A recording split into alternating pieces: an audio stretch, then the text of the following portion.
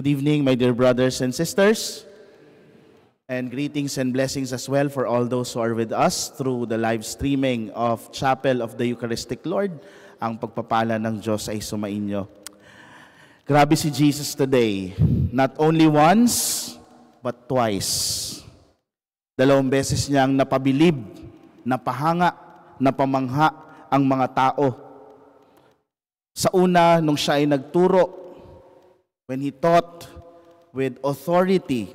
And second, they were astonished by his healing or exorcism work. Bakit nga ba sila namangha? Unang-una sa turo ni Jesus.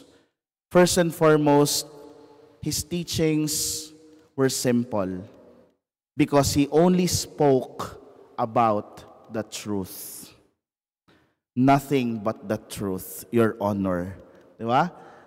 No? Walang ibang itinuro si Jesus kung hindi ang katotohanan, lalong-lalo na ang katotohanan ng paghahari ng Diyos, ng awa, pagmamahal ng Diyos. Truth has its own power. It does not need any sugar coating. It does not need any techniques at all. For as long as you are holding on to the truth, for as long as you are teaching what is the truth, walang dapat ikabahala, kagaya ni Jesus, sapagkat yung katotohanan lamang ang pinangahawakan natin.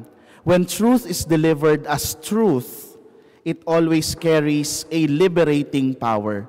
Nakapagpapalaya ang katotohanan. Sabi nga, the truth will set you free. Most of the time, the truth hurts, but lahat ng katotohanan nakapagpapalaya. Hindi namangha ang mga tao sa mga sinasabi natin kasi baka tayo ay nagsasalita bunsod lamang ng takot o kaya naman gusto lang nating ma-please o mapasaya yung mga tao sa paligid natin na kahit na yung katotohanan, yung truth, ay naisasaalang-alang. Truth is not afraid, and truth does not seek favors. Truth is truth, and that it has its own value. It is its own value. Hindi mo na kailangang lagyan ng palabok. Hindi mo na kailangan lagyan ng napakaraming mga pananalita o mabulaklak na mga pananalita. Because truth in itself, it its value. Second, they were amazed with Jesus because he exorcised, he healed a person who is in need at the moment. He healed not because he wants to be known, but he wants to make the person feel the compassion and the love of God. He healed because he had love. He was love made flesh, remember?